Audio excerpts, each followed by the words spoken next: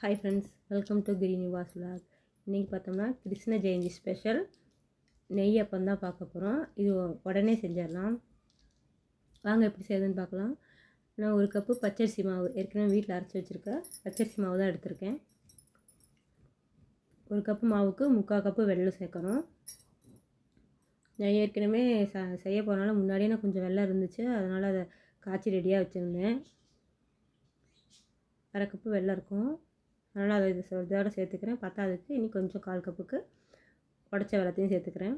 இது கூட கொஞ்சமாக உப்பு சேர்க்கும்போது இனிப்பு சுவை இன்னும் கொஞ்சம் அதிகமாக தூக்கி கொடுக்கும். அதுக்காக சாஃப்டாக இருக்கிறதுக்காக நான் 2 வாழைப்பழம் சேர்த்துருக்கேன்.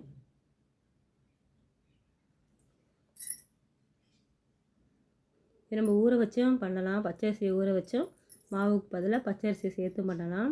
அப்படி செய்யும்போது புளிக்க வச்சு நம்ம ஊற்றணும். இது கூட கொஞ்சமாக ஏலக்காய் தூள் சேர்த்து நல்லா மிக்சியில் இந்த மாதிரி நல்லா நைஸாக அரைச்சி எடுத்துக்கலாம். இது நம்ம உடனே செய்கிறனால பச்சரிசி மாவு சேர்க்குறோம். நம்ம அரிசியில் செய்யும்போது அரிசியை ஊற வச்சு அரைச்சிட்டு மாவு ஒரு 4 மணி நேரம் போல் புளிக்க வச்சுட்டு செய்யணும். அப்போ உடனே செய்கிறனால இது கூட நம்ம கொஞ்சமாக சோடாப்பு சேர்த்துக்கலாம். அரைச்ச மிக்சிலே கொஞ்சம் கழுவி தண்ணி ஊற்றி நல்லா கழுவி எடுத்து வச்சுக்குவோம். ஏன்னா மாவு கெட்டியாக இருந்துச்சுன்னா நம்ம இன்னும் கொஞ்சம் தண்ணி சேர்க்குற மாதிரி இருக்கும். அதனால் அந்த மிக்சியில் அரைச்ச அந்த மாவோடய தண்ணி சேர்த்து கலந்து ஊற்றிக்கலாம். இந்த அப்பம் வாழைப்பழம் சேர்த்து பண்ணால் நல்லா சாஃப்டாக இருக்கும். இப்படி பனானா கேக் மாதிரி இருக்கும் சாப்பிட்றதுக்கு. இந்த வீடியோ பிடிச்சிருந்தா லைக் பண்ணுங்கள், ஷேர் பண்ணுங்கள், கமெண்ட் பண்ணுங்கள். மறக்காமல் நம்ம சேனலில் சப்ஸ்கிரைப் பண்ணிடுங்க ஃப்ரெண்ட்ஸ். நல்லா கரைச்சி எடுத்துக்கலாம். ரொம்பவும் கெட்டியாக இல்லாமல் தண்ணியாக இல்லாமல் பணியாரம் ஊற்றுற பக்குவத்துக்கு மாவை ரெடி பண்ணி எடுத்துக்கணும்.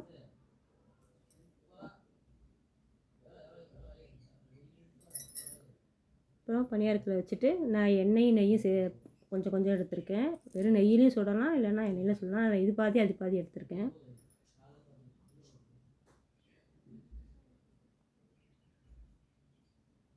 ரொம்ப எண்ணெய் சேராதவங்க எண்ணெய் கொஞ்சம் கூட கம்மியாக சேர்த்து கூட நம்ம ஊற்றி எடுத்துக்கலாம். இது கொஞ்சம் நெய்யில் சேர்த்து வேக வைக்கும்போது இன்னும் கொஞ்சம் ருசியாக இருக்கும். அதுக்காக தான் நான் கொஞ்சம் எக்ஸ்ட்ரா சேர்த்துருக்கேன். நம்ம எல்லா குழியிலும் ஊற்றிக்கலாம். ஊற்றிட்டு நல்லா அடுப்பை சிம்மில் வச்சுட்டு ஒரு 5 நிமிஷம் போல் மூடி வச்சிடணும். அப்போ தான் நல்லா வேகும்.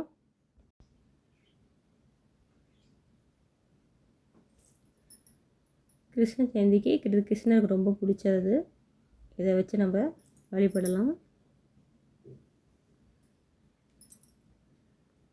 நான் இதை அப்படியே பசங்களுக்கு இன்றைக்கி ஈவினிங் ஸ்நாக்ஸாக பண்ணியிருந்தேன். இது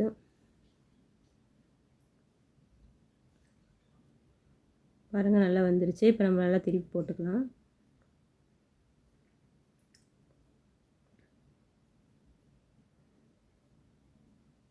திருப்பிட்டு ஒரு 1 நிமிஷம் இல்லை 2 நிமிஷம் போல் நல்லா சிம்மிலே இருக்கட்டும். அப்போ தான் மாவு நல்லா வேகும் உள்பக்கம்லாம்.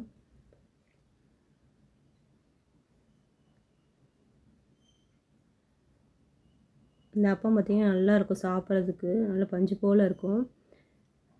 ட்ரை பண்ணி பாருங்கள்.